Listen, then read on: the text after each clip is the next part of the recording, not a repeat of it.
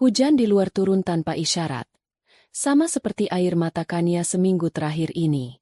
Rintiknya memukul jendela kamar Ibu Sarah. Satu-satunya tempat di rumah besar ini yang masih terasa hangat. Kania duduk di tepi ranjang yang spraynya masih terpasang rapi. Persis seperti saat terakhir kali ia menggantinya untuk sang mertua. Ia membelai permukaan kain katun itu. Dingin dan kosong. Aroma minyak kayu putih yang khas, yang selalu menempel di tubuh ibu, perlahan memudar, digantikan oleh bau lembab dari udara luar. Sudah 7 hari Ibu Sarah pergi. Rasanya baru kemarin pagi Kania membuatkan bubur sumsum kesukaannya. Lalu mereka duduk berdua di teras belakang, mengobrol tentang resep masakan dan kelakuan lucu kucing tetangga. Ibu Sarah bukan sekadar mertua baginya. Sejak ibu kandungnya meninggal bertahun-tahun lalu, Ibu Sarahlah yang mengisi kekosongan itu. Ia yang mengajari Kania cara membuat rendang yang benar. Ia yang memeluknya saat Kania merasa gagal, dan ia yang selalu berkata, "Kamu itu bukan menantu, Kania. Kamu itu anak perempuan ibu yang lahir dari rahim lain." Kania menarik napas panjang, mencoba menahan sesak di dadanya. Ia merindukan suara tawa ibu, nasihat-nasihatnya yang kadang terdengar kolot tapi selalu benar, juga tatapan matanya yang teduh. Rumah ini terasa begitu luas dan sunyi tanpanya. Setiap sudut mengingatkannya pada kenangan bersama. Di meja rias itu, ia sering membantu ibu menyisir rambutnya yang mulai memutih. Di lemari kayu jati itu, tersimpan koleksi kebaya ibu yang selalu Kania puji. Ia bangkit dan berjalan menuju jendela.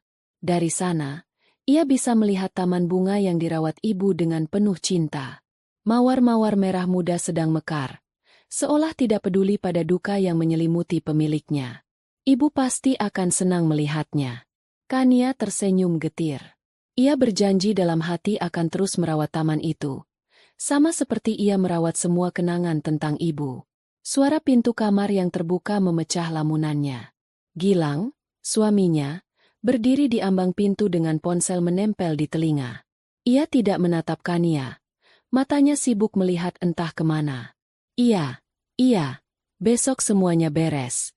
Pastikan saja semua siap, katanya dengan nada rendah dan tidak sabar. Lalu ia menutup teleponnya. "Mas," sapa Kania lembut. Gilang akhirnya menoleh. Ekspresinya datar. "Ngapain kamu di sini terus? Ibu sudah nggak ada." "Kania, jangan bikin dirimu tambah sedih." Kata-kata itu, meski mungkin dimaksudkan untuk menghibur, terasa seperti tusukan kecil di hati Kania. Gilang tidak pernah mengerti kedekatannya dengan Ibu Sarah. Bagi Gilang, ibunya adalah ibunya, dan Kania adalah istrinya. Tidak ada irisan di antara keduanya. "Aku cuma kangen ibu, Mas," jawab Kania pelan. Gilang mendesah, lalu berjalan mendekat.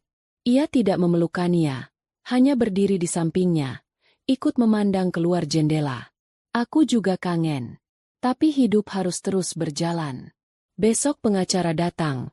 Semua urusan warisan akan selesai. Setelah itu kita bisa benar-benar memulai lembaran baru." Lagi-lagi soal warisan. Sejak hari pemakaman, hanya itu yang Gilang bicarakan. Kapan Pak Haris, pengacara keluarga, akan datang? Apa saja yang akan ia dapatkan sebagai anak tunggal? Bagaimana ia akan mengelola perusahaan ayahnya yang kini akan menjadi miliknya sepenuhnya? Tidak sekalipun Gilang bicara tentang kenangannya bersama ibu, atau betapa ia merindukan masakan ibunya, atau lelucon-lelucon ibunya. Seolah-olah ibunya hanyalah sebuah jembatan menuju harta. "Mas tidak lelah?" Dari kemarin sibuk terus di telepon. Kania mencoba mengalihkan pembicaraan. Ia tidak ingin mendengar tentang warisan lagi. Itu terasa tidak pantas, seolah mereka menari di atas kuburan ibu yang masih basah. "Ini juga demi masa depan kita, Kania. Aku harus memastikan semuanya lancar. Perusahaan itu akan jadi tanggung jawabku sepenuhnya. Aku harus bicara dengan banyak orang," jawab Gilang. Nadanya terdengar defensif. Kania hanya mengangguk. Dalam hatinya, ia mencoba memaklumi. Mungkin ini cara Gilang mengatasi kesedihannya. Dengan menyibukkan diri pada hal-hal praktis, pada masa depan. Pria memang berbeda dengan wanita. Ia terus mengulang kalimat itu di kepalanya, seperti sebuah mantra untuk menenangkan kegelisahannya sendiri. Tapi kegelisahan itu tidak hilang. Ia melihat Gilang sekarang, pria yang dinikahinya 5 tahun lalu. Pria yang dulu begitu hangat dan penuh perhatian, kini terasa jauh dan asing. Tatapannya sering kosong saat memandang Kania, tapi berbinar penuh semangat saat membicarakan uang atau bisnis. Kapan perubahan itu dimulai? Kania tidak yakin. Mungkin ia terlalu sibuk merawat Ibu Sarah yang sakit-sakitan setahun terakhir ini, hingga ia tidak menyadari retak yang mulai muncul dalam pernikahannya. Sudah, jangan di sini terus. Ayo ke bawah, makan malam, kata Gilang sambil berbalik badan, meninggalkan Kania sendirian lagi di kamar itu. Kania tidak langsung mengikutinya. Ia berjalan ke lemari pakaian ibu dan membukanya perlahan. Aroma kapur barus bercampur parfum melati yang lembut menyergap indranya. Ia menyentuh salah satu kebaya brokat berwarna biru langit. Ini kebaya yang ibu pakai saat acara pertunangan mereka. Saat itu, ibu menggenggam tangannya erat dan berbisik, "Jaga Gilang ya, Nak. Dia anak yang baik, tapi kadang suka lupa daratan. Kamu yang harus jadi pengingatnya." Air mata Kania kembali menetes. "Aku sudah coba, Bu. Tapi sepertinya Gilang semakin jauh," bisiknya pada keheningan. Ia merasa gagal memenuhi janji itu. Malam itu, di meja makan yang terasa terlalu besar untuk mereka berdua, keheningan terasa memekakan. Gilang sibuk dengan ponselnya, jarinya terus menggulir layar. Sesekali ia tersenyum tipis melihat sesuatu di sana. Kania menatap nasi di piringnya yang seakan tidak berkurang. Ia memasak opor ayam, makanan kesukaan Gilang. Tapi suaminya itu hanya menyentuh makanannya sedikit, lalu kembali pada dunianya sendiri. "Mas, besok setelah urusan dengan Pak Haris selesai, kita ke makam ibu ya? Bawa bunga mawar kesukaannya," ucap Kania, mencoba memecah kesunyian. Gilang mengangkat wajahnya, tampak terganggu. "Lihat nanti saja. Mungkin aku akan sibuk. Banyak dokumen yang harus diurus setelah pembacaan wasiat." Hati Kania mencelos. Sibuk? Bahkan untuk ibunya sendiri? Ia menelan ludah.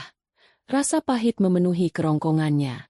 Ia ingin marah, ingin berteriak dan menanyakan di mana hati nurani Gilang. Tapi ia tidak punya tenaga. Kesedihannya sudah menyerap semua energinya. Ia hanya bisa menunduk dan mengaduk-aduk nasinya dengan lesu.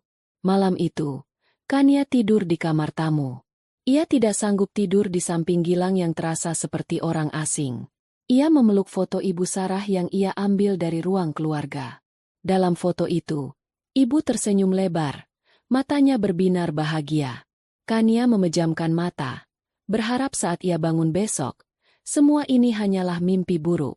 Berharap suaminya akan kembali menjadi Gilang yang dulu, dan duka ini akan terasa lebih ringan karena mereka menanggungnya bersama. Tapi jauh di lubuk hatinya, ia tahu harapan itu terlalu rapuh. Hari esok akan datang, dan ia merasa ada sesuatu yang lebih besar dari sekadar kesedihan yang menunggunya. Sesuatu yang akan mengubah hidupnya selamanya. Ia teringat percakapan terakhirnya dengan Ibu Sarah, 2 hari sebelum beliau meninggal. Saat itu ibu sudah sangat lemah. Suaranya nyaris tak terdengar.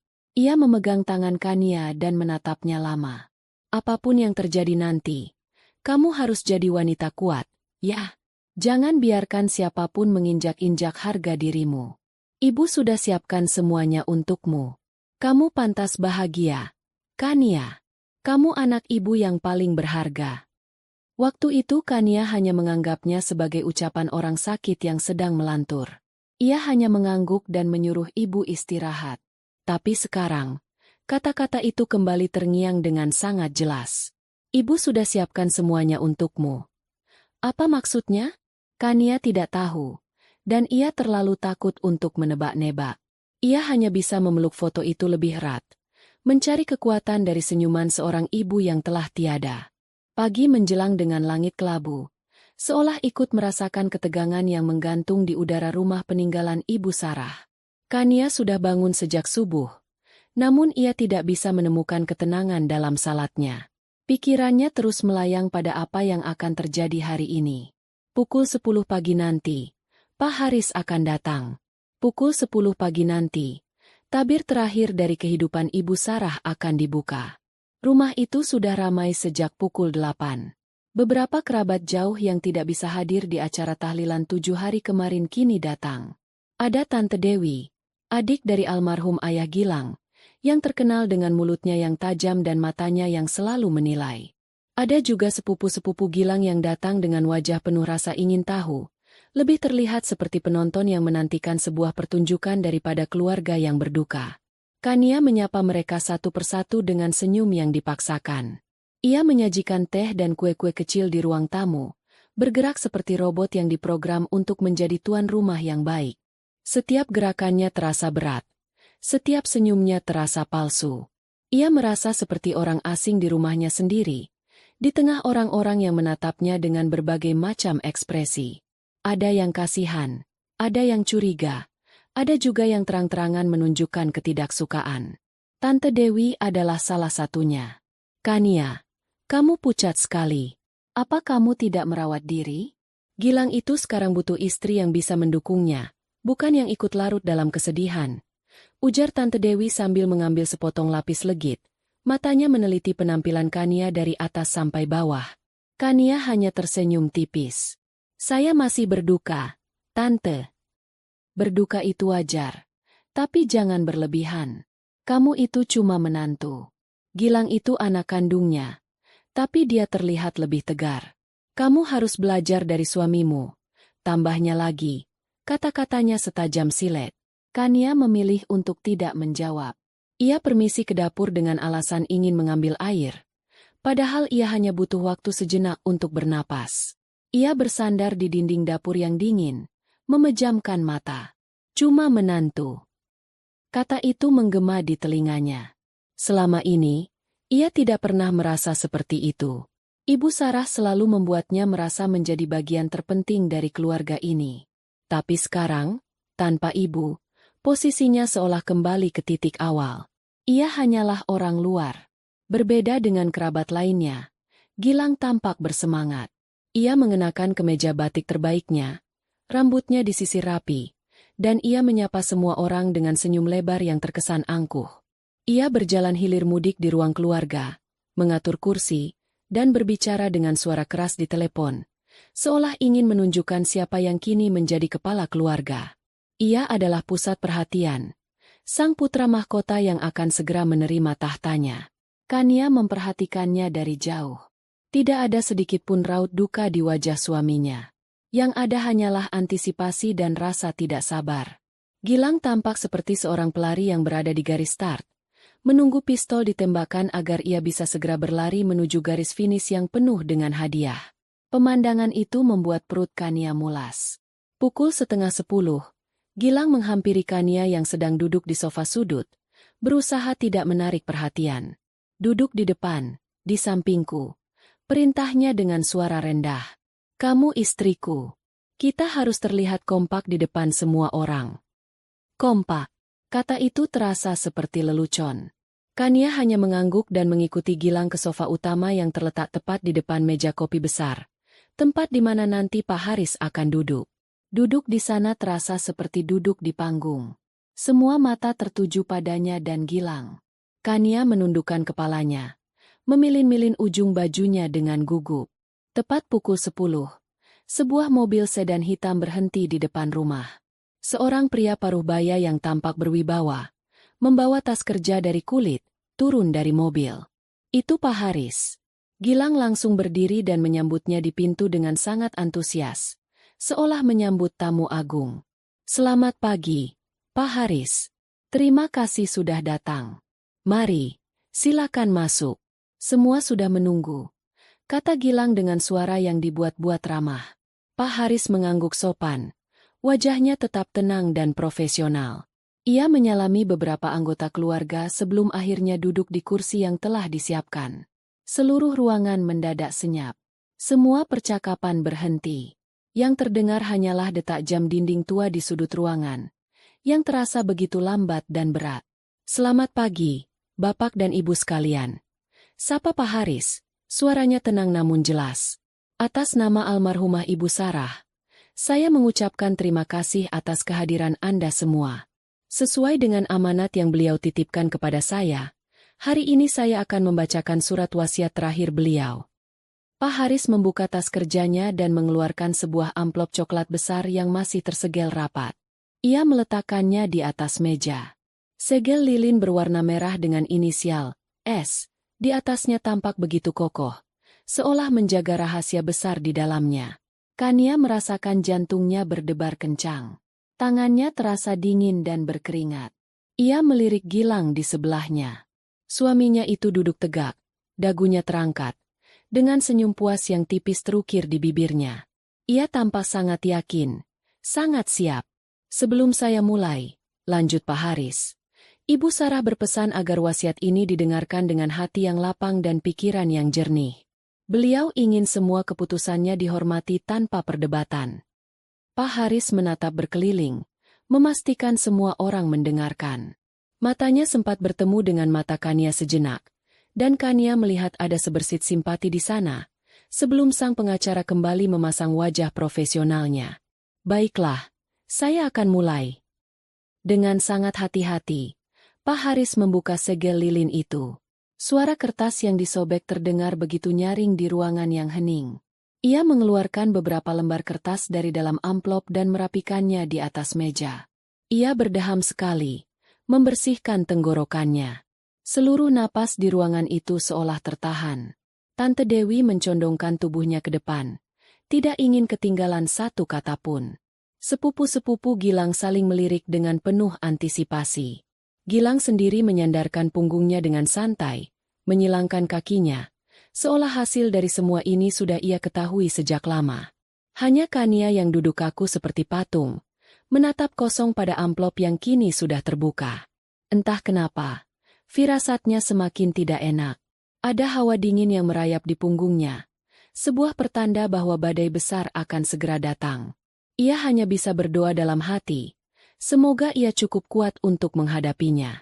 Pak Haris berdeham, jemarinya yang keriput memegang lembar pertama surat wasiat. Ruangan itu begitu senyap, seolah semua orang menahan napas secara bersamaan. Detak jam dinding tua terdengar seperti genderang yang lambat, menandai detik-detik terakhir dari sebuah kehidupan lama sebelum berganti dengan sesuatu yang baru dan tak terduga. Kania menatap kertas di tangan Pak Haris. Pandangannya kabur. Ia bisa merasakan tatapan Gilang di sebelahnya, penuh kemenangan dan rasa tidak sabar. Tepat saat Pak Haris membuka mulutnya untuk membaca kalimat pertama, sebuah suara nyaring memecah keheningan yang sakral itu. Ting-tong. Suara bel pintu. Semua orang tersentak. Beberapa kepala menoleh serentak ke arah pintu depan dengan kening berkerut. Siapa yang berani datang dan menginterupsi momen sepenting ini? Tante Dewi mendecakkan lidahnya dengan kesal, menggumamkan sesuatu tentang orang yang tidak tahu sopan santun. Pak Haris berhenti, mengangkat alisnya sedikit, menunggu. Ia meletakkan kembali kertas wasiat di atas meja. Gilang, alih-alih terlihat terganggu seperti yang lain, justru tersenyum. Sebuah senyum yang aneh, penuh rahasia dan kepuasan. Senyum itu membuat bulu kuduk Kania berdiri. Tunggu sebentar, kata Gilang sambil berdiri. Suaranya terdengar terlalu santai di tengah ketegangan itu. Sepertinya ada anggota keluarga baru yang harus ikut mendengarkan. Ini penting. Kania menatap suaminya dengan bingung. Anggota keluarga baru? Siapa? Semua kerabat dekat sudah ada di sini. Jantungnya mulai berdebar lebih cepat. Firasat buruk yang sejak tadi mengganggunya kini semakin kuat, mencekiknya seperti sulur tanaman liar. Gilang berjalan santai menuju pintu depan. Setiap langkahnya terdengar mantap di lantai marmer yang dingin. Semua mata mengikutinya. Ia membuka pintu, dan dari ruang keluarga, Kania tidak bisa melihat siapa yang ada di luar. Ia hanya mendengar suara Gilang yang rendah dan lembut. Ayo, masuklah. Jangan takut. Suara itu, kelembutan dalam suara Gilang adalah sesuatu yang sudah lama tidak Kania dengar. Biasanya suara Gilang padanya selalu bernada perintah atau tidak sabar. Mendengar kelembutan itu ditujukan pada orang lain membuat sebilah pisau tak kasat mata menggores hatinya. Beberapa detik kemudian, Gilang melangkah kembali ke ruang keluarga. Dan ia tidak sendirian. Di sampingnya, berjalan seorang wanita muda yang cantik. Rambutnya panjang bergelombang, dicat warna coklat terang. Ia mengenakan gaun berwarna krem yang memeluk tubuhnya dengan pas, menunjukkan lekuk pinggangnya yang ramping. Wajahnya dipoles riasan yang sempurna, bibirnya merah menyala. Ia tampak begitu kontras dengan suasana duka di ruangan itu. Seperti setitik warna cerah di atas kanvas hitam putih. Tapi bukan hanya wanita itu yang membuat seluruh ruangan membeku.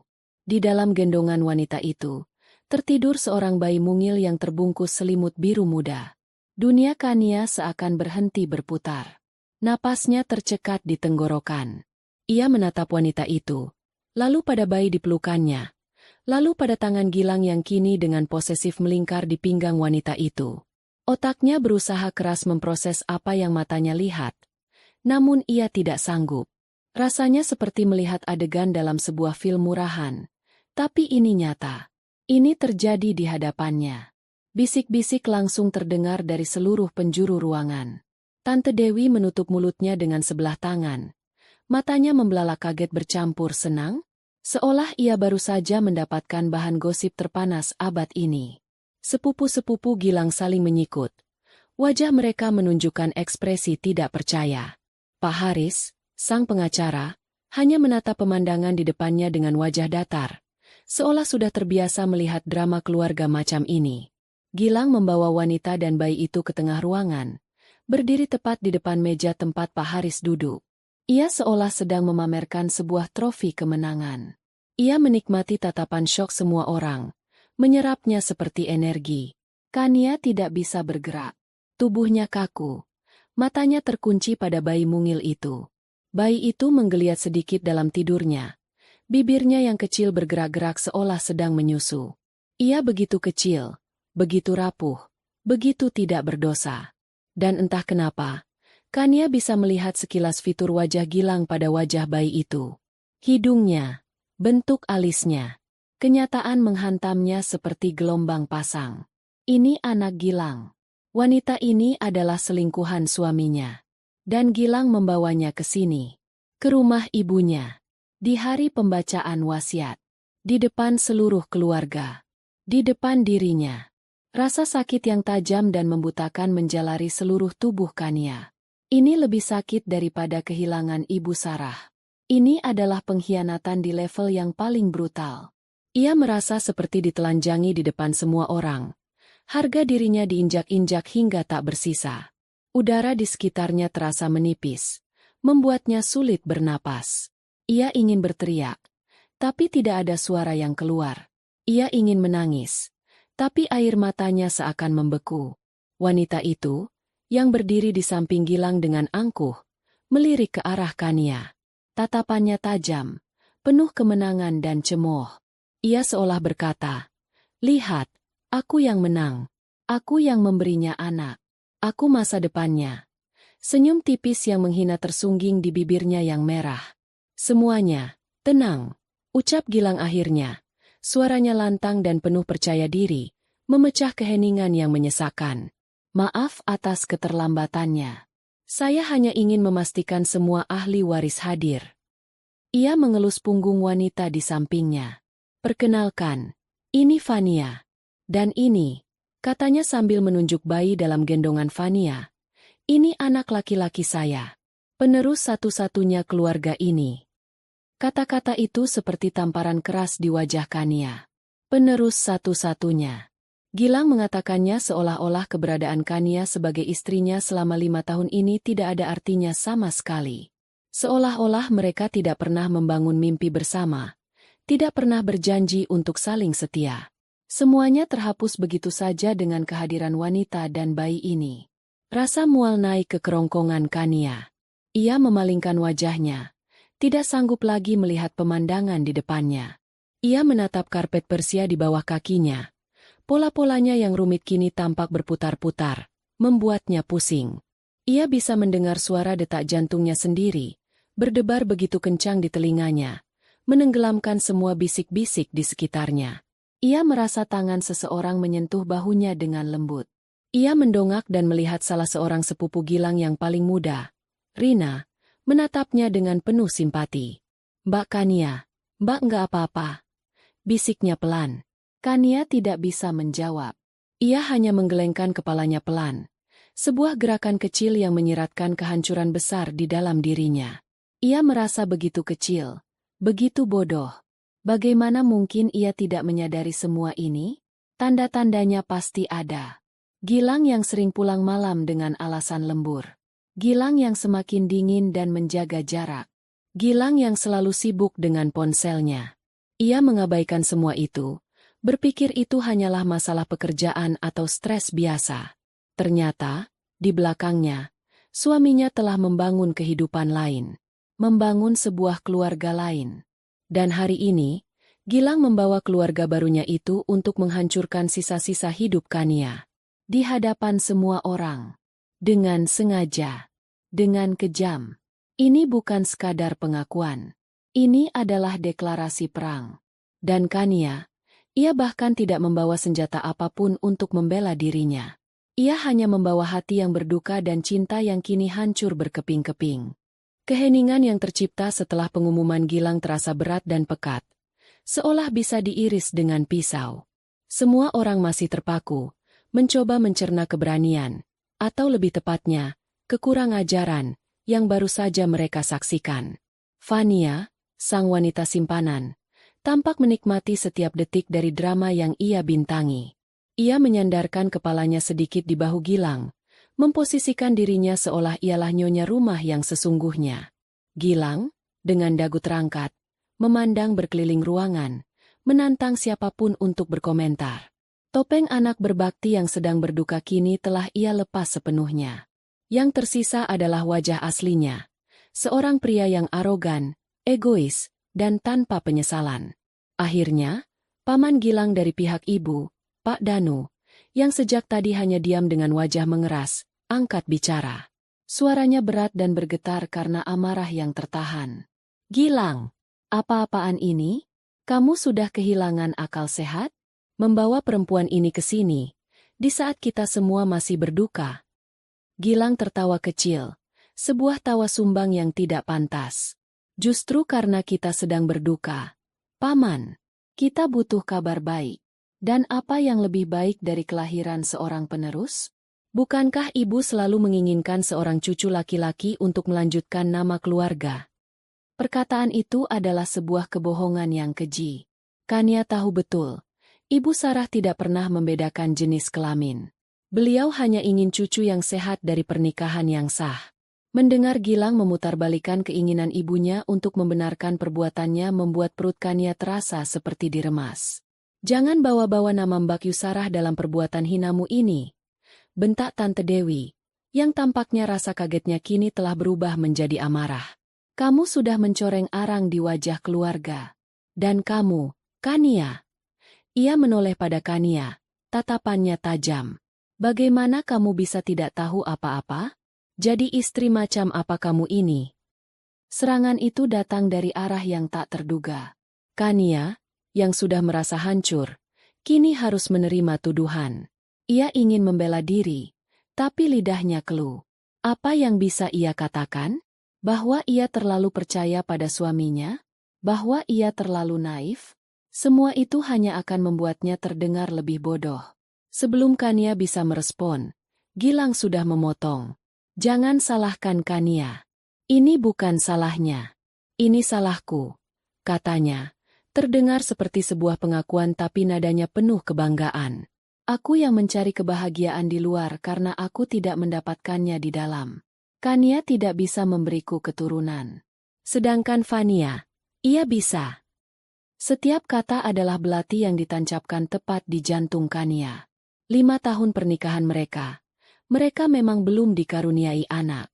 Mereka sudah mencoba berbagai cara, dan dokter berkata tidak ada yang salah dengan mereka berdua, hanya butuh waktu. Tapi Gilang tidak sabar. Ternyata, ia sudah mencari solusi lain di belakangnya. Gilang telah menjatuhkan vonis padanya, melabelinya sebagai wanita yang tidak sempurna, dan menggunakannya sebagai alasan untuk berkhianat. Air mata yang sejak tadi ia tahan akhirnya luruh juga. Satu tetes, lalu dua, mengalir di pipinya tanpa suara. Ia tidak terisak, hanya menangis dalam diam. Rasa sakitnya terlalu dalam untuk diungkapkan dengan suara. Ia merasa seperti cangkang kosong. Semua emosi dan tenaganya telah terkuras habis. Fania, melihat air mata Kania, tersenyum sinis. Ia berbisik sesuatu di telinga Gilang, yang kemudian membuat Gilang mengangguk.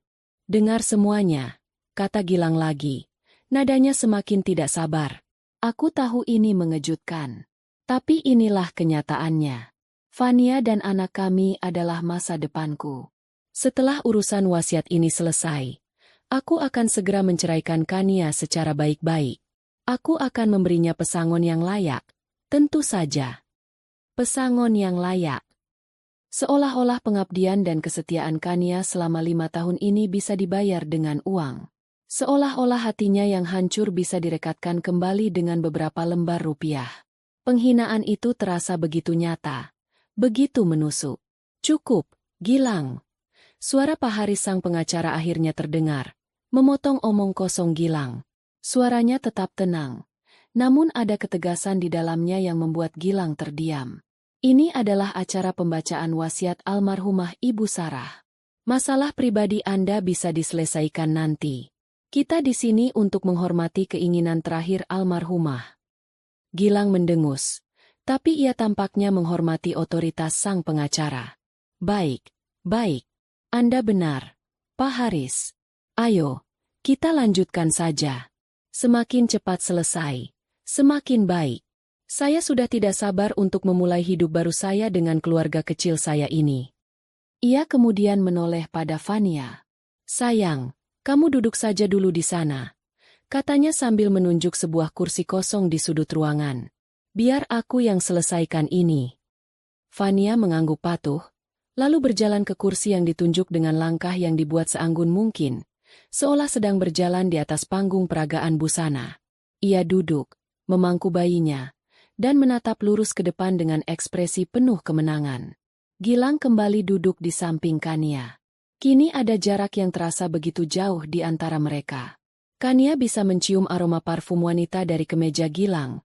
Aroma yang sama dengan yang ia cium dari Fania. Aroma pengkhianatan. Ia beringsut sedikit, mencoba menjauh dari suaminya. Pak Haris, silakan dilanjutkan, kata Gilang dengan nada memerintah. Kania menatap kosong ke depan. Pikirannya melayang. Semua potongan teka-teki kini menyatu. Perjalanan bisnis Gilang yang semakin sering. Telepon-telepon rahasia di malam hari. Sikapnya yang semakin dingin dan mudah marah. Hadiah-hadiah mahal yang tiba-tiba ia berikan pada Kania. Yang sekarang Kania sadari adalah cara Gilang untuk menutupi rasa bersalahnya. Ia merasa seperti orang paling bodoh di dunia. Ia teringat betapa setianya ia merawat Ibu Sarah saat sakit. Ia yang menyuapi, ia yang membersihkan. Ia yang tidak tidur semalaman saat kondisi ibu memburuk. Sementara Gilang, anaknya sendiri, hanya datang sesekali, mengeluh tentang betapa lelahnya ia bekerja, lalu pergi lagi. Dan selama itu, selama Kania mendedikasikan hidupnya untuk merawat ibunya, Gilang justru bersenang-senang dengan wanita lain, bahkan sampai memiliki anak. Amarah mulai menjalari hatinya yang beku. Sebuah amarah yang dingin dan kelam. Bukan amarah yang meledak-ledak, tapi amarah yang mengendap, menunggu saat yang tepat. Ia menatap punggung Gilang yang duduk tegak di sebelahnya. Pria itu, pria yang pernah ia cintai dengan sepenuh hati, kini terlihat seperti monster. Pak Haris mengambil kembali lembaran wasiat itu. Ia melirik sekilas ke arah Kania dengan tatapan yang sulit diartikan, sebelum akhirnya kembali fokus pada kertas di tangannya. Dengan ini, saya akan melanjutkan pembacaan surat wasiat terakhir dari almarhumah Ibu Sarah binti Kartawijaya. Ucap Pak Haris, suaranya kembali memenuhi ruangan yang kini terasa seperti medan perang yang baru saja mengalami gencatan senjata sementara. Gilang menyeringai. Ia menyandarkan punggungnya, siap menerima semua yang akan menjadi miliknya. Ia sama sekali tidak tahu bahwa kejutan yang sesungguhnya bukanlah kedatangan Fania dan bayinya. Kejutan yang sesungguhnya baru akan dimulai. tersembunyi dalam lembaran-lembaran kertas yang dipegang oleh Pak Haris. Sebuah wasiat yang ditulis oleh seorang ibu yang ternyata melihat jauh lebih banyak daripada yang semua orang kira. Pak Haris mengangkat lembar pertama dari tumpukan kertas di hadapannya. Kacamatanya sedikit ia benahi. Lalu ia mulai membaca dengan suara yang stabil dan tanpa emosi, seolah ia hanyalah seorang utusan yang menyampaikan pesan dari dunia lain. Dengan nama Tuhan yang Maha Pengasih lagi Maha Penyayang, ia memulai. Aku, Sarah binti Kartawijaya, dalam keadaan sehat akal dan pikiran, tanpa paksaan dari pihak manapun, menuliskan surat wasiat ini sebagai kehendak terakhirku atas segala aset duniawi yang Tuhan titipkan kepadaku. Suara Pak Haris yang tenang dan hikmat terasa aneh di tengah ruangan yang baru saja diobrak-abrik oleh drama pengkhianatan. Kata-kata pembuka itu, yang begitu religius dan penuh kesadaran akan kefanaan, terasa seperti tamparan spiritual bagi Gilang. Kania, di sisi lain, merasakan sedikit kehangatan. Ia seperti bisa mendengar suara lembut Ibu Sarah sendiri yang mengucapkannya. Itu adalah suara ibunya, bukan suara Gilang yang penuh kebohongan. Hidup adalah sebuah perjalanan singkat. Lanjut Pak Haris membacakan tulisan sang almarhumah. Dan dalam perjalanan itu, kita akan diuji dengan berbagai cara. Ujian terbesar bukanlah kemiskinan atau penyakit, melainkan kekayaan dan kepercayaan. Karena pada keduanya, sifat asli manusia akan terlihat. Apakah ia akan menjadi hamba yang bersyukur, atau budak yang tamak?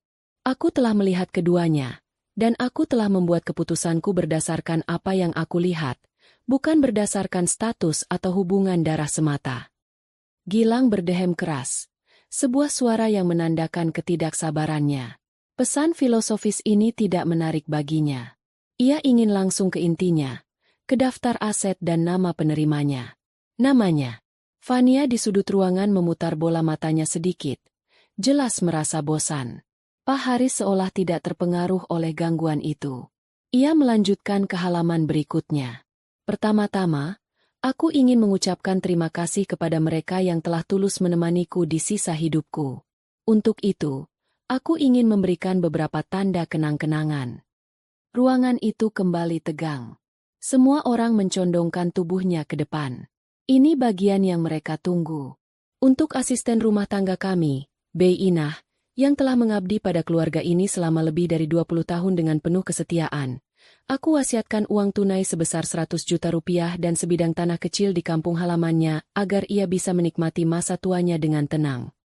Bei Inah, yang berdiri di dekat pintu dapur, tersentak kaget. Matanya yang tua langsung berkaca-kaca. Ia menelungkupkan kedua tangannya di depan dada, membungkuk sedikit ke arah Pak Haris, seolah berterima kasih langsung pada arwah majikannya. Gilang hanya meliriknya sekilas dengan tatapan meremehkan. 100 juta itu tidak ada apa-apanya dibandingkan apa yang akan ia dapatkan. Untuk Bapak Udin, tukang kebun kita, yang merawat taman bungaku seolah itu adalah taman surga, aku wasiatkan uang tunai sebesar 50 juta rupiah untuk biaya sekolah anak-anaknya. Pak Udin yang menunggu di teras luar, dan diberitahu oleh Bei Inah, langsung mengucap syukur berkali-kali. Pak Haris terus membaca. 1 set perhiasan emas antik diwasiatkan untuk Rina, sepupu Gilang yang tadi menunjukkan simpati pada Kania, dengan pesan, untuk gadis baik hati yang selalu mengingatkan ibu pada masa muda ibu. Sepasang lukisan karya Affandi diwasiatkan kepada Pak Danu, paman Gilang, sebagai kenang-kenangan persahabatannya dengan almarhum suaminya. Beberapa kerabat lain juga mendapatkan bagian. Ada yang berupa barang, ada yang berupa sejumlah kecil uang. Setiap kali sebuah nama disebutkan, ada ekspresi berbeda di ruangan itu. Ada yang tersenyum senang, ada yang terlihat sedikit kecewa karena hanya mendapat bagian kecil. Tante Dewi mendapatkan sebuah guci Tiongkok antik, dan wajahnya langsung masam. Ia jelas mengharapkan sesuatu yang lebih bernilai. Fania di sudut ruangan sudah tampak gelisah. Ia berbisik pada Gilang, tapi Gilang hanya memberinya isyarat untuk diam dan sabar. Senyum di wajah Gilang masih belum pudar, tapi matanya menunjukkan ketidaksabaran yang luar biasa. Semua pembagian ini hanyalah hidangan pembuka baginya. Ia sedang menunggu hidangan utamanya. Kania mendengarkan semua itu dengan hati yang campur aduk. Ia ikut bahagia untuk Bei Inah dan Pak Udin. Ia tersentuh saat nama Rina disebut. Setiap wasiat kecil itu menunjukkan betapa perhatian dan bijaksananya Ibu Sarah. Beliau tidak melupakan siapapun yang telah berbuat baik padanya, sekecil apapun itu. Beliau menilai orang dari ketulusan, bukan dari hubungan keluarga. Ini adalah Ibu Sarah yang ia kenal. Mendengar wasiat ini dibacakan, Kania merasa seolah ibu sedang memeluknya, mengingatkannya bahwa di dunia ini masih ada kebaikan dan keadilan. Kemudian, Pak Haris berhenti sejenak. Ia membalik ke halaman berikutnya. Selanjutnya, katanya, nadanya sedikit berubah menjadi lebih serius. Adalah mengenai aset-aset utama. Seluruh ruangan kembali hening. Inilah saatnya. Inilah puncak dari segalanya. Gilang menegakkan duduknya. Senyumnya kini melebar. Ia melirik ke arah Fania dan memberinya kedipan mata penuh keyakinan. Fania membalasnya dengan senyum penuh kemenangan. Mereka sudah begitu dekat. Seluruh aset utama yang kumiliki, baca Pak Haris, suaranya menggema di ruangan yang senyap, yang mencakup rumah yang kita tempati ini di Jalan Cendana nomor 12, seluruh kepemilikan saham mayoritas di PT Jaya Makmur Abadi, serta seluruh simpanan dalam bentuk deposito, reksadana, dan tabungan di semua bank atas namaku. Pak Haris berhenti sejenak untuk menarik napas. Jeda itu terasa seperti berlangsung selamanya. Gilang tampak seperti akan melompat dari kursinya karena tidak sabar. Kania menundukkan kepalanya. Ia sudah pasrah. Ia tahu semua itu akan jatuh ke tangan Gilang. Dan setelah itu, ia akan diusir dari rumah ini, dari kehidupan suaminya, hanya dengan berbekal pesangon yang layak dan hati yang hancur. Ia memejamkan mata, menyiapkan diri untuk pukulan terakhir yang akan meremukkan sisa-sia kekuatannya. Ia tidak mengharapkan apa-apa. Ia hanya ingin semua ini cepat berakhir. Ia ingin pergi dari rumah ini, dari semua orang ini, dan menangis sendirian di tempat di mana tidak ada yang bisa melihatnya. Ia sudah lelah. Sangat lelah. Tapi ia tidak tahu bahwa Ibu Sarah, bahkan dari dalam kuburnya, tidak akan membiarkan wanita yang ia sayangi itu pergi dengan tangan hampa dan kepala tertunduk. Ibu Sarah tidak sedang menyiapkan pukulan terakhir untuk Kania. Sebaliknya, ia telah menyiapkan sebuah benteng pertahanan yang paling kokoh, yang akan segera terungkap dalam beberapa detik ke depan. Jeda yang diambil Pak Haris terasa begitu menyiksa. Gilang bahkan sudah membuka mulutnya, siap mengucapkan terima kasih, seolah namanya sudah pasti akan disebut. Ia melirik Kania di sebelahnya dengan tatapan superior. Tatapan seorang pemenang pada pihak yang kalah. Detik itu, Kania merasa menjadi manusia paling malang di dunia. Kemudian, Pak Haris melanjutkan. Suaranya terdengar lebih jelas dan lebih tegas dari sebelumnya, seolah ia ingin memastikan setiap suku kata terdengar oleh semua orang di ruangan itu. Dengan ini, aku wasiatkan sepenuhnya dan seluruhnya, tanpa terkecuali, kepada... Jantung Gilang berdebar kencang. Inilah namanya. Inilah pengesahan atas status barunya sebagai seorang miliarder. Menantuku tersayang, Kania Adelia binti Anwar. Waktu berhenti. Suara jam dinding tua yang sejak tadi berdetak seolah ikut terdiam. Napas semua orang tertahan di dada. Tidak ada yang bergerak. Tidak ada yang bersuara. Kalimat yang baru saja diucapkan Pak Haris menggantung di udara. Terasa begitu absurd dan tidak nyata. Kania, yang sejak tadi menunduk pasrah, mengangkat kepalanya perlahan. Matanya bertemu dengan mata Pak Haris. Ia melihat sang pengacara memberinya anggukan kecil yang nyaris tak terlihat. Apakah ia salah dengar? Telinganya pasti berdengung. Otaknya pasti sedang mempermainkannya, menciptakan sebuah hayalan indah untuk melindunginya dari kenyataan yang menyakitkan. Itu tidak mungkin. Ia menoleh ke samping, melihat Gilang. Senyum lebar yang tadi terpampang di wajah suaminya itu membeku, lalu perlahan luntur, seperti lukisan cat air yang disiram air. Matanya yang tadi berbinar penuh percaya diri kini membelalak, dipenuhi kebingungan dan syok total.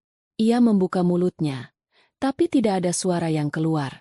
Ia menatap Pak Haris, lalu menatap Kania, lalu kembali menatap Pak Haris, seolah mencari penegasan bahwa ini semua hanya lelucon. Fania di sudut ruangan sama membekunya. Senyum kemenangannya berubah menjadi seringai aneh, campuran antara tidak percaya dan kepanikan yang mulai merayap. Tangannya yang memegang bayi menegang. Masa depan cerah yang baru beberapa menit lalu terbentang di hadapannya kini tiba-tiba tertutup kabut tebal. Ruangan yang tadinya riuh oleh bisikan kini sunyi senyap. Semua kerabat, termasuk Tante Dewi dan Paman Danu, menatap Kania dengan mulut sedikit terbuka. Mereka semua sama terkejutnya. Dari semua kemungkinan yang ada, ini adalah skenario yang tidak pernah terlintas di benak siapapun. Seorang menantu mendapatkan seluruh harta warisan, mengalahkan anak kandung satu-satunya. Apa? Akhirnya Gilang berhasil mengeluarkan suara, meski hanya berupa bisikan serak. Apa maksud Anda, Pak Haris? Pasti ada yang salah. Anda salah baca.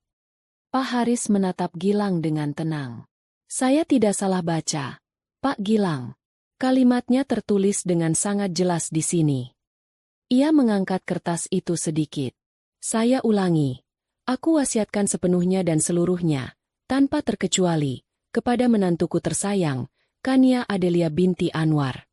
Kata-kata itu, diucapkan untuk kedua kalinya, terasa lebih nyata. Lebih menghantam. Kania merasakan kepalanya pusing. Semua ini terlalu banyak untuk diproses. Di satu sisi, ia baru saja dihancurkan oleh pengkhianatan suaminya.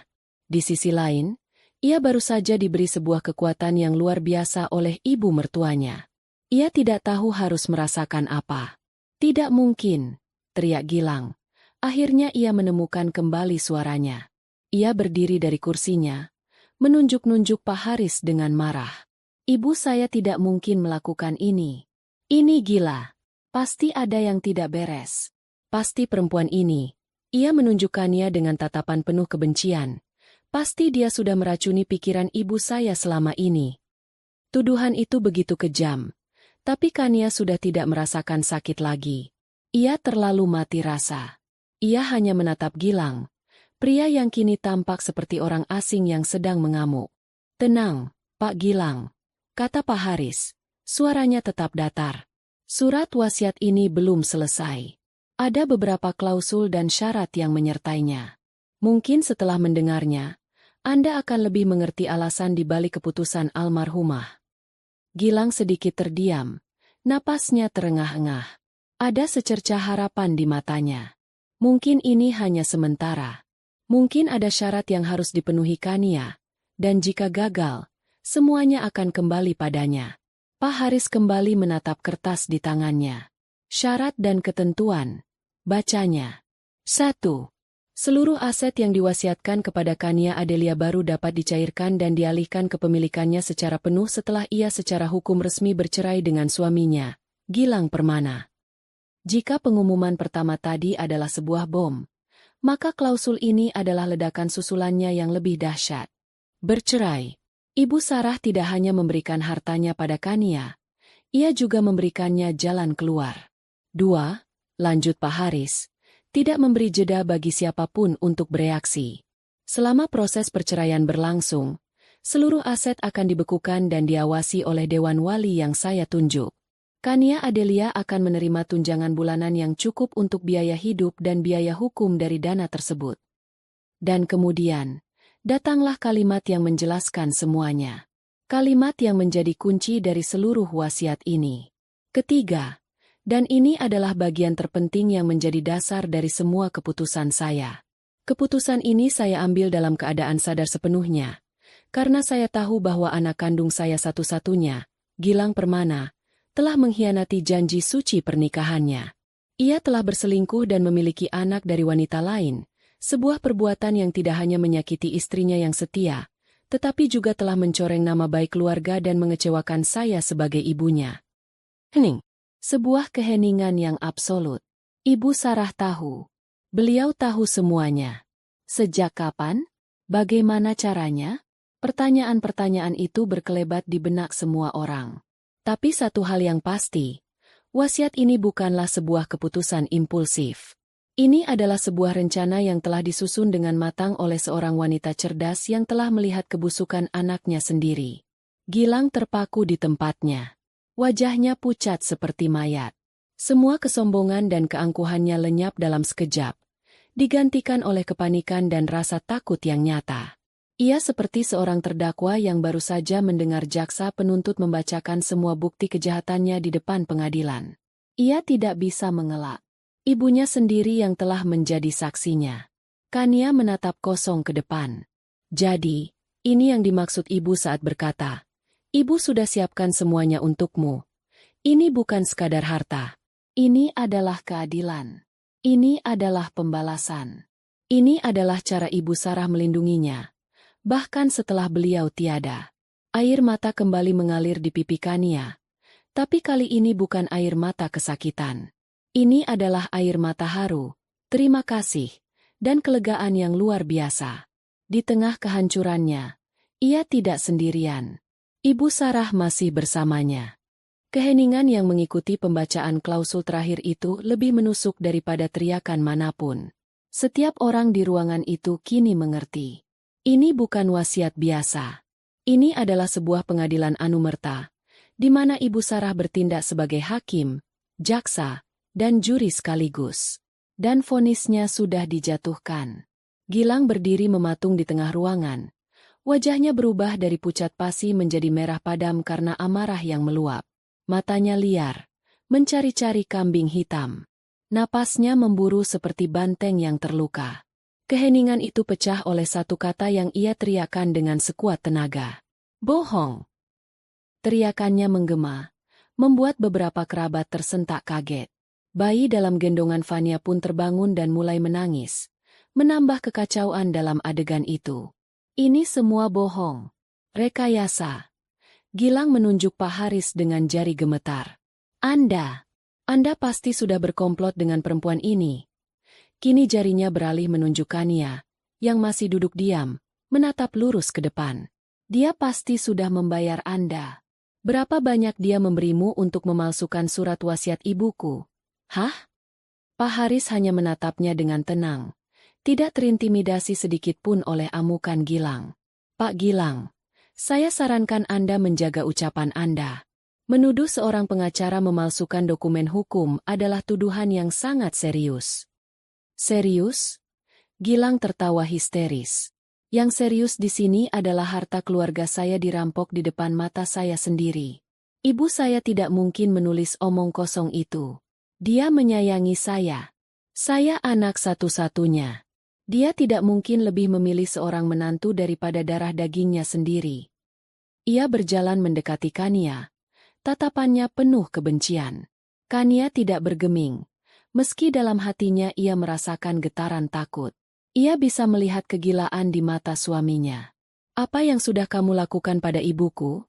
Desisnya. Suaranya rendah dan berbahaya. Kamu merawatnya setiap hari. Kamu pasti sudah memberinya racun sedikit demi sedikit.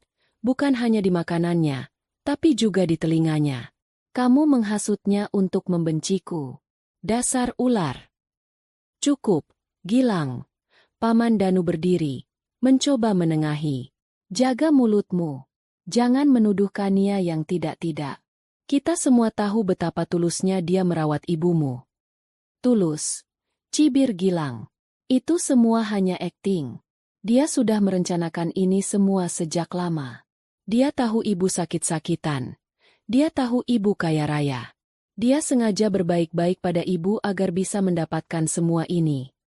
Saat itulah Fania, yang sejak tadi hanya diam dengan wajah panik sambil mencoba menenangkan bayinya yang menangis, akhirnya ikut meledak. Ia tidak peduli lagi pada citra anggun yang sejak tadi ia bangun.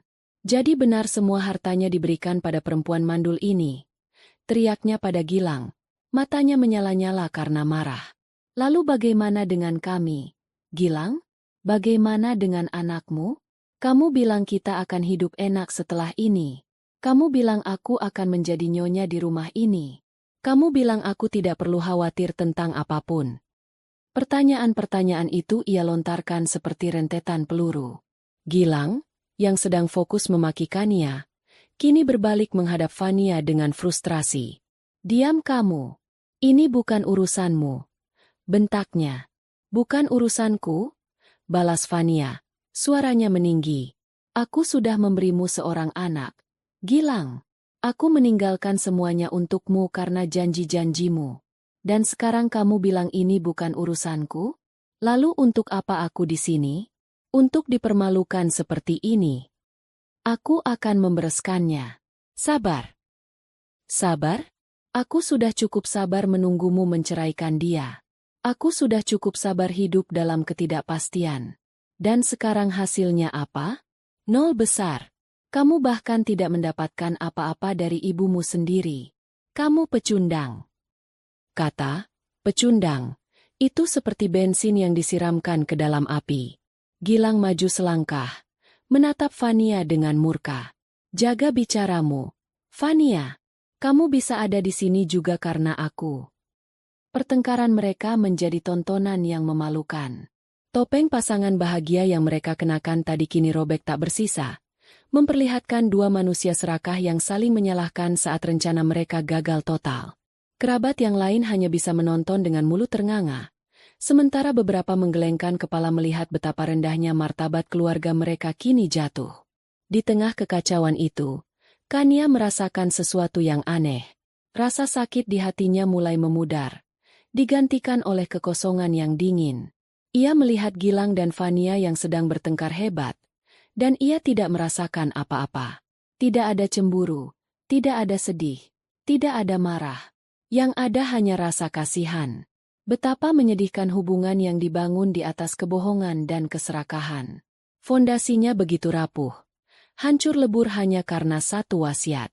Ia menyadari sesuatu yang penting. Cintanya pada Gilang sudah benar-benar mati. Mati di hari itu, di ruangan itu, dihabisi oleh pengkhianatan Gilang dan dipertegas oleh pertengkaran mereka yang menjijikan. Yang tersisa hanyalah kenangan tentang pria yang pernah ia cintai, yang kini telah menjadi orang asing yang menyedihkan. Gilang, setelah lelah berdebat dengan Fania, kembali mengalihkan amarahnya pada sistem. Ia menoleh lagi pada Pak Haris. Saya tidak terima. Saya akan menuntut wasiat ini di pengadilan. Saya akan membuktikan kalau wasiat ini palsu. Ia menggebrak meja kopi di depannya, membuat cangkir-cangkir teh bergetar. Ibu saya pasti tidak waras saat menulis ini. Dia sudah tua dan sakit-sakitan. Kesaksiannya tidak bisa diterima. Menuduh ibunya sendiri tidak waras adalah titik terendah dari semuanya. Paman Danu sampai maju dan mencengkeram kerah baju Gilang. Kamu sudah keterlaluan, Gilang. Demi harta kamu tega menghina ibumu sendiri yang sudah di dalam kubur? Di mana hatimu? Lepaskan saya, Paman. Paman tidak mengerti. Ini hak saya. Gilang meronta-ronta. Ruangan itu kini benar-benar kacau. Suara tangisan bayi, teriakan Fania, bentakan Gilang, dan suara kerabat lain yang mencoba melerai. Semuanya bercampur aduk menjadi sebuah simfoni yang memekakkan telinga. Kania hanya duduk diam, mengamati semuanya. Ia seperti penonton di baris terdepan sebuah pertunjukan tragedi. Tragedi seorang pria yang kehilangan segalanya karena keserakahannya sendiri. Ia melihat Fania yang kini menangis frustrasi, mungkin menyadari bahwa ia telah salah bertaruh. Ia melihat Gilang yang meronta-ronta seperti anak kecil yang mainannya direbut. Lalu, untuk pertama kalinya hari itu, Kania merasakan sebuah kekuatan baru merayap dalam dirinya. Kekuatan yang lahir dari kehancuran. Ia tidak akan membiarkan dirinya diinjak-injak lagi. Wasiat Ibu Sarah bukan hanya memberinya harta, tapi juga memberinya pilihan dan kesempatan. Dan ia akan menggunakan kesempatan itu sebaik-baiknya. Ia akan bercerai. Ia akan membangun hidupnya kembali. Ia akan bahagia, seperti yang diinginkan Ibu Sarah. Di tengah ledakan amarah Gilang, Kania justru menemukan ketenangannya. Badai di luar dirinya membuat danau di dalam hatinya menjadi jernih. Ia tahu apa yang harus ia lakukan. Dan ia tidak takut lagi. Setelah beberapa saat membiarkan amukan Gilang mencapai puncaknya, Pak Haris akhirnya mengangkat tangannya, sebuah gerakan sederhana yang entah kenapa memiliki otoritas yang mampu meredam kekacauan itu sedikit. Paman Danu melepaskan cengkeramannya pada kerah Gilang, meski tatapannya masih penuh amarah. Gilang sendiri terengah-engah, keringat membasahi pelipisnya. Matanya masih menyiratkan kebencian. Pak Gilang, ucap Pak Haris dengan suara yang tetap tenang dan terkendali, Seolah keributan tadi tidak pernah terjadi. Almarhumah Ibu Sarah adalah seorang wanita yang sangat teliti dan selalu berpikir jauh ke depan. Beliau sudah menduga bahwa akan ada penolakan dan tuduhan seperti yang baru saja Anda lontarkan. Perkataan itu membuat Gilang terdiam. Ia menatap Pak Haris dengan curiga. Apa maksud Anda? Maksud saya. Lanjut Pak Haris sambil membungkuk untuk meraih tas kerjanya yang tergeletak di lantai. Almarhumah sudah menyiapkan segalanya untuk memastikan keabsahan wasiat ini tidak dapat diganggu-gugat. Beliau tidak ingin ada keraguan sedikit pun mengenai alasan di balik keputusannya. Pak Haris membuka kembali tas kerjanya. Kali ini, ia tidak mengeluarkan amplop tipis, melainkan sebuah map tebal berwarna biru tua. Ia meletakkannya di atas meja dengan suara yang mantap. Suara map itu seolah menjadi penanda dimulainya babak baru yang lebih menentukan. Anda menuduh surat wasiat ini palsu dan dibuat di bawah tekanan atau saat almarhumah tidak waras, kata Pak Haris sambil membuka map tersebut. Di dalam sini ada surat keterangan dari 3 dokter spesialis berbeda, seorang ahli saraf, seorang psikiater, dan dokter pribadinya, yang semuanya menyatakan bahwa hingga hari terakhirnya, Ibu Sarah berada dalam kondisi mental yang sepenuhnya sadar, jernih, dan cakap untuk membuat keputusan hukum. Surat-surat ini dibuat seminggu sebelum beliau wafat. Pak Haris mengeluarkan 3 lembar kertas berkop surat rumah sakit dan meletakkannya di atas meja. Gilang menatap kertas-kertas itu dengan tidak percaya. Ibunya telah merencanakan ini semua dengan begitu detail. Selanjutnya, Anda menuduh bahwa alasan perselingkuhan yang tertulis di sini adalah fitnah yang dihasut oleh Ibu Kania. Lanjut Pak Haris. Tatapannya kini beralih pada Gilang dengan sorot tajam. Mengenai hal itu, almarhumah juga telah meninggalkan bukti. Beliau tidak ingin keputusannya dianggap sebagai tindakan emosional tanpa dasar. Dari dalam map biru itu, Pak Haris mengeluarkan sebuah amplop coklat besar. Ia membukanya dan menebarkan isinya di atas meja kopi. Foto-foto. Puluhan lembar foto. Foto Gilang dan Fania sedang makan malam romantis di sebuah restoran mahal. Foto mereka sedang bergandengan tangan keluar dari sebuah lobi hotel.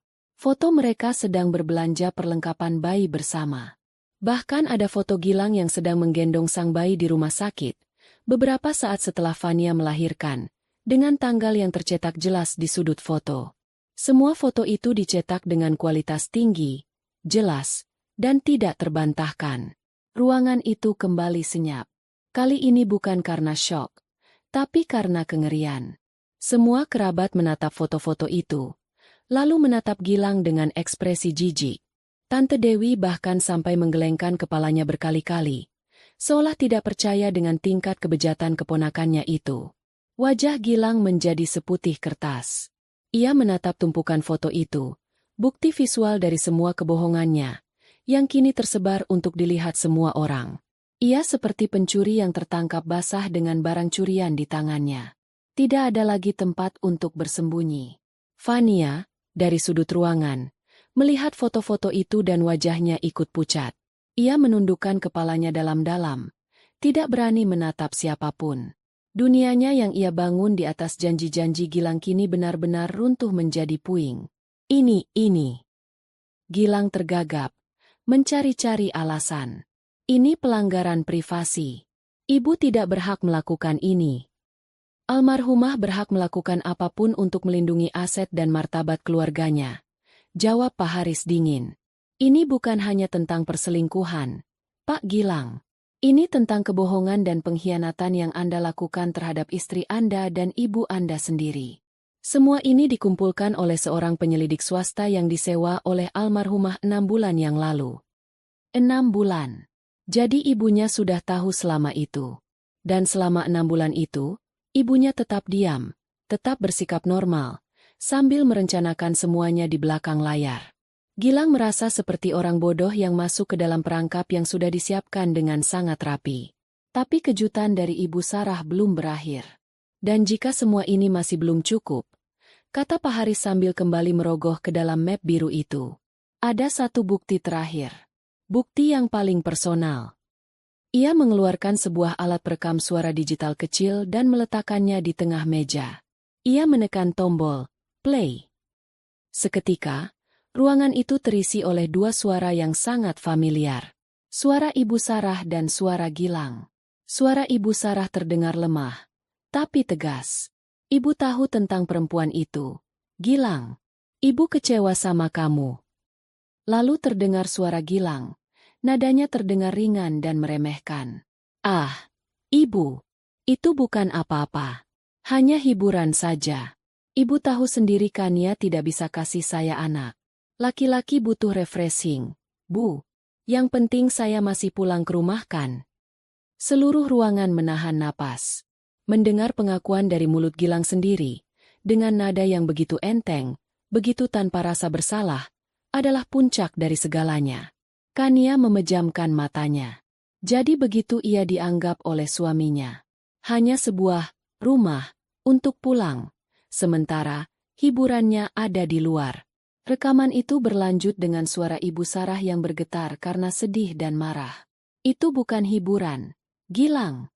Itu dosa. Kamu sudah menyakiti istrimu. Kamu sudah merusak nama baik keluarga. Lalu suara Gilang lagi. Kali ini sedikit kesal. Sudahlah, Bu. Ibu tidak usah ikut campur. Ini urusan rumah tangga saya. Yang penting saya tetap anak ibu. Ibu istirahat saja. Jangan banyak pikiran. Rekaman berhenti. Pak Haris menekan tombol. Stop. Suara Gilang yang terakhir, yang menyuruh ibunya untuk tidak ikut campur, menggema di keheningan yang mematikan. Tidak ada lagi yang perlu dikatakan. Tidak ada lagi yang bisa dibantah. Semua bukti sudah tersaji. Semua kebohongan sudah terungkap. Gilang telah menghakimi dirinya sendiri dengan kata-katanya. Gilang ambruk di kursinya. Seluruh kekuatan seolah tersedot dari tubuhnya. Ia tidak lagi berteriak.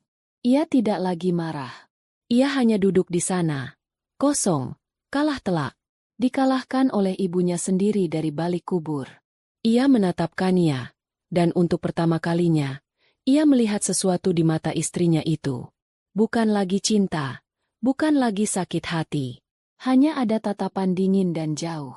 Ia sadar, ia telah kehilangan segalanya. Bukan hanya harta, tapi juga istri, kehormatan, dan cinta dari satu-satunya orang yang tulus menyayanginya, ibunya. Ruangan itu terasa hampa, seolah semua emosi telah terkuras habis dan yang tersisa hanyalah kebenaran yang telanjang dan dingin. Rekaman suara Gilang yang meremehkan ibunya masih terngiang di benak semua orang, menjadi vonis akhir yang tidak bisa diganggu-gugat. Gilang terduduk lemas di kursinya. Bahunya merosot. Semua energi dan amarahnya telah lenyap. Digantikan oleh kekalahan yang mutlak. Ia menatap kosong ketumpukan foto di atas meja. Bukti-bukti perselingkuhannya yang kini menjadi monumen kehancurannya sendiri. Ia bukan lagi sang putra mahkota yang angkuh. Ia hanyalah seorang pria yang telah kehilangan segalanya dalam satu pagi. Fania di sudut ruangan menangis tanpa suara.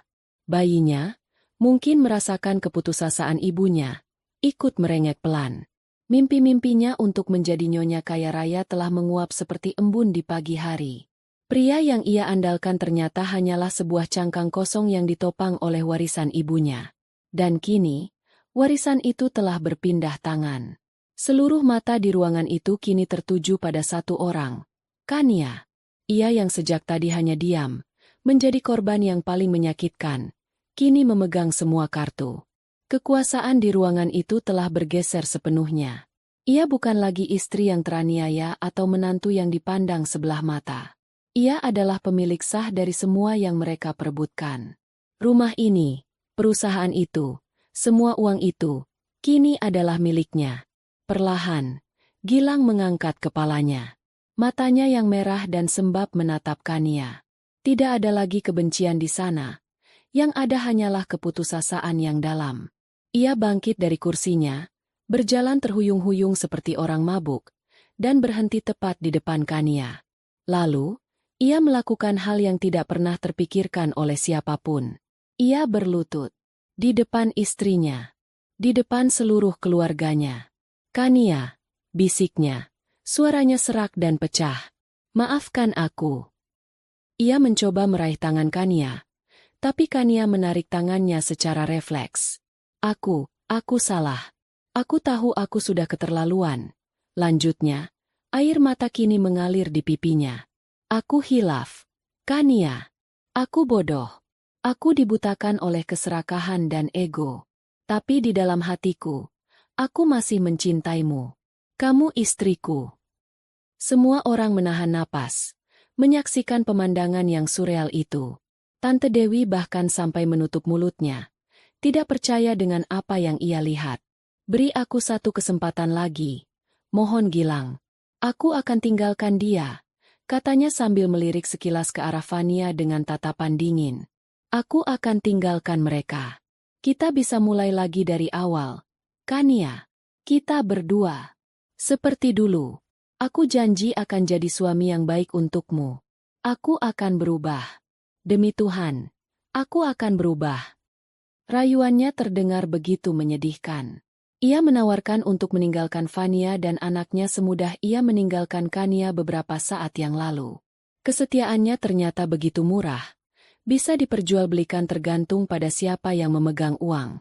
Fania, mendengar ucapan Gilang, tersentak.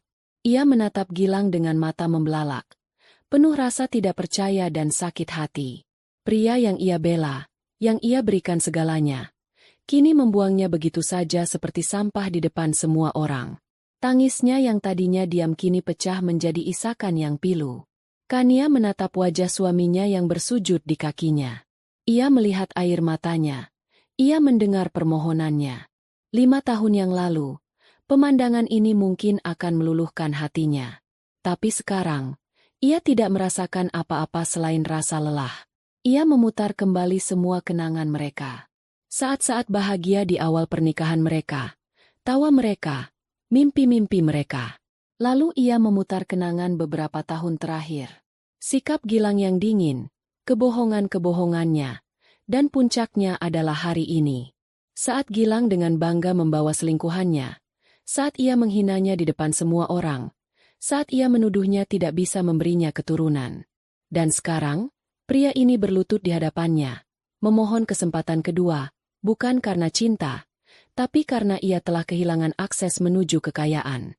Permintaan maafnya terasa hampa, palsu seperti senyum kemenangannya tadi. Ibu Sarah telah memberinya pilihan. Dan sekarang, Kania tahu pilihan apa yang harus ia ambil. Dengan sangat perlahan, ia berdiri. Gilang mendongak menatapnya. Matanya penuh harap. Kania menarik napas panjang, mengumpulkan semua sisa kekuatannya.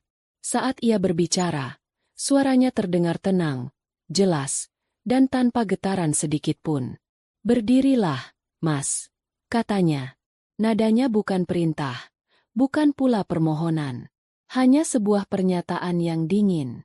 Gilang, sedikit bingung dengan reaksi Kania, perlahan bangkit berdiri. Aku sudah mendengar permintaan maafmu, lanjut Kania. Matanya menatap lurus ke mata Gilang. Dan aku sudah memaafkanmu. Secercah harapan kembali menyala di wajah Gilang. Benarkah, Kania? Aku memaafkanmu, potong Kania. Bukan agar kita bisa kembali bersama, tapi agar aku bisa melepaskan semua rasa sakit ini dan melanjutkan hidupku dengan tenang. Aku memaafkanmu untuk diriku sendiri, bukan untukmu. Harapan di wajah Gilang seketika padam. Kepercayaan itu seperti kaca. Mas, kata Kania lagi, suaranya masih tetap tenang. Sekali pecah, kau bisa mencoba menyatukannya kembali. Tapi retaknya akan selalu ada. Dan kau tidak hanya memecahkannya. Kau menghancurkannya hingga menjadi debu. Tidak ada lagi yang bisa diperbaiki di antara kita. Ia berhenti sejenak, lalu menoleh ke arah Fania yang masih terisak di kursinya. Ia menatap wanita itu, lalu pada bayi mungil di pelukannya. Tidak ada kebencian di mata Kania. Yang ada hanya rasa kasihan pada sesama perempuan yang menjadi korban janji palsu seorang lelaki. Kemudian, ia kembali menatap Gilang. Inilah saatnya. Sekarang, katanya, suaranya kini mengandung ketegasan yang tidak pernah ia tunjukkan sebelumnya. Aku mau Mas Gilang, dan juga wanita itu, untuk pergi dari rumah ini. Gilang tersentak. Kania, ini juga rumahku. Bukan lagi, jawab Kania cepat. Surat wasiat itu sangat jelas. Pak Haris, ia menoleh pada sang pengacara. Anda saksinya. Rumah ini sekarang adalah rumah saya. Kata-kata, rumah saya, diucapkan dengan penekanan yang kuat. Kata-kata itu menjadi penanda kedaulatannya. Gilang terdiam, tidak bisa membantah. Ia menatap berkeliling, ke dinding-dinding yang familiar, ke perabotan yang ia kenal seumur hidupnya. Dan ia sadar, ia kini hanyalah seorang tamu yang tidak diundang. Pergilah, ulang Kania. Ambil barang-barang seperlunya. Sisanya nanti bisa diurus. Aku memberimu waktu 1 jam. Tidak ada lagi yang bisa dikatakan. Tidak ada lagi yang bisa diperbuat. Drama hari itu telah mencapai babak akhirnya. Dengan langkah gontai dan kepala tertunduk, Gilang berjalan menuju kamarnya. Fania, dengan wajah basah oleh air mata dan maskara yang luntur, bangkit berdiri dan mengikutinya dalam diam. Semua mata di ruangan itu mengawasi mereka pergi dalam kehinaan. Kania tetap berdiri di tengah ruangan, punggungnya tegak. Ia tidak goyah. Di tengah reruntuhan pernikahannya, ia justru menemukan fondasi baru yang lebih kuat, dirinya sendiri. Ia telah mengambil pilihan yang diberikan Ibu Sarah kepadanya. Pilihan untuk menjadi wanita yang kuat, yang tidak akan membiarkan siapapun menginjak-injak harga dirinya lagi. 6 bulan berlalu sejak hari yang mengguncang itu. Musim hujan telah berganti dengan musim kemarau yang hangat. Di taman belakang rumah peninggalan Ibu Sarah, bunga-bunga mawar merah muda yang dulu dirawat sang mertua kini sedang mekar dengan indahnya, seolah ikut merayakan kehidupan baru yang bersemi di tempat itu. Kania duduk di kursi rotan di teras belakang. Secangkir teh melati hangat menemaninya. Ia tidak lagi terlihat seperti wanita rapuh yang menangis dalam diam. Rambutnya kini dipotong sebahu, memberinya kesan lebih segar dan modern.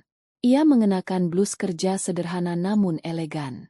Sorot matanya yang dulu selalu sendu kini tampak jernih, tajam, dan penuh percaya diri. Proses perceraiannya dengan Gilang sudah selesai 2 bulan yang lalu. Berjalan lebih cepat dari yang ia duga. Karena Gilang tidak melakukan perlawanan sama sekali. Semua bukti yang ada terlalu kuat untuk dibantah. Kini, ia adalah seorang wanita lajang, mandiri, dan pemimpin baru dari PT Jaya Makmur Abadi. Awalnya, banyak yang meragukan kemampuannya. Dewan direksi yang didominasi pria-pria tua memandangnya sebelah mata. Mereka menganggapnya hanya seorang janda muda beruntung yang tidak tahu apa-apa tentang bisnis. Tapi Kania membuktikan mereka semua salah. Ia belajar dengan cepat. Setiap malam, ia menghabiskan waktu berjam-jam mempelajari laporan keuangan, strategi pasar, dan seluk-beluk perusahaan. Pak Haris, yang kini menjadi penasihat hukumnya, banyak membantunya.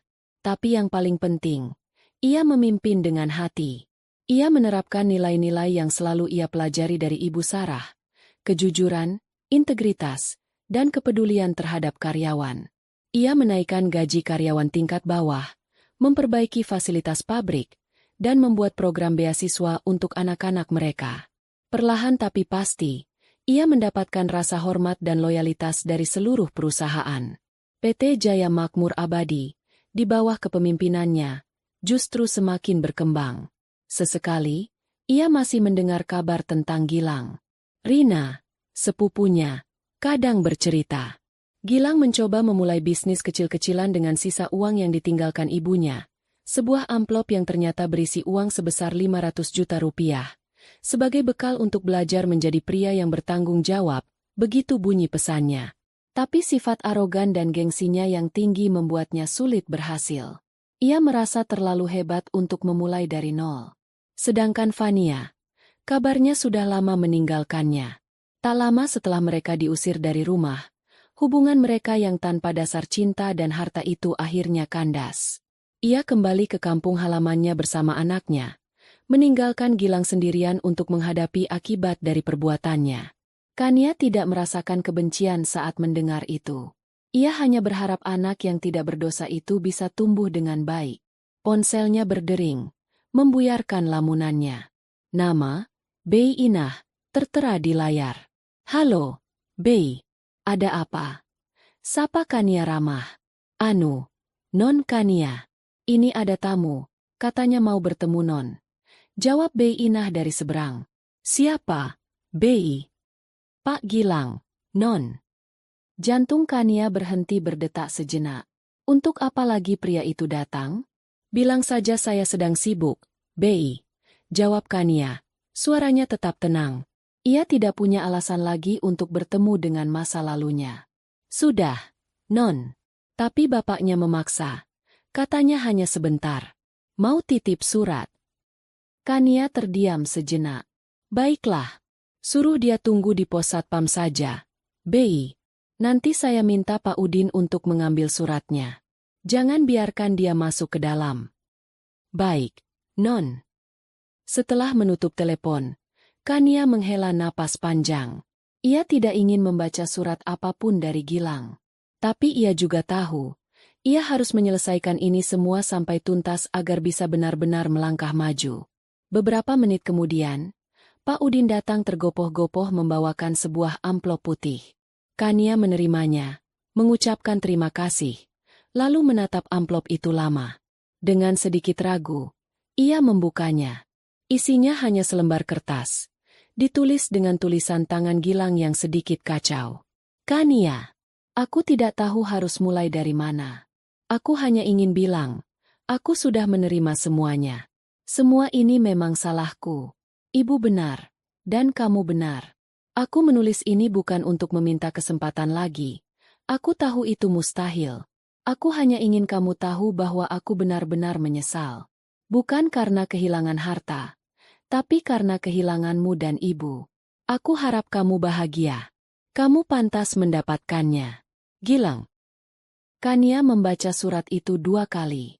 Tidak ada lagi kebohongan atau manipulasi di dalamnya. Yang ada hanyalah penyesalan tulus dari seorang pria yang telah hancur. Kania melipat kembali surat itu dan meletakkannya di meja. Ia tidak merasakan apa-apa. Tidak ada amarah. Tidak ada simpati. Hanya sebuah rasa lega karena bab itu dalam hidupnya kini telah benar-benar tertutup.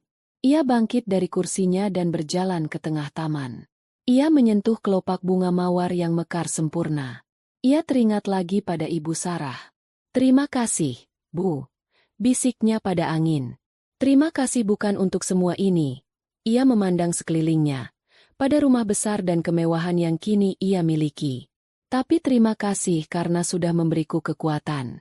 Terima kasih karena sudah percaya padaku. Aku tidak akan mengecewakan ibu. Ia menatap langit biru yang cerah. Ia tahu perjalanannya masih panjang. Akan ada banyak tantangan di depan. Tapi ia tidak takut. Ia telah melalui badai terburuk dalam hidupnya dan berhasil keluar sebagai pemenang. Kini, ia siap menulis lembaran barunya sendiri. Sebuah cerita tentang seorang wanita bernama Kania, yang menemukan kekuatannya di tengah reruntuhan, dan membangun kembali hidupnya dengan cinta, martabat, dan warisan kebijaksanaan dari seorang ibu yang sangat menyayanginya.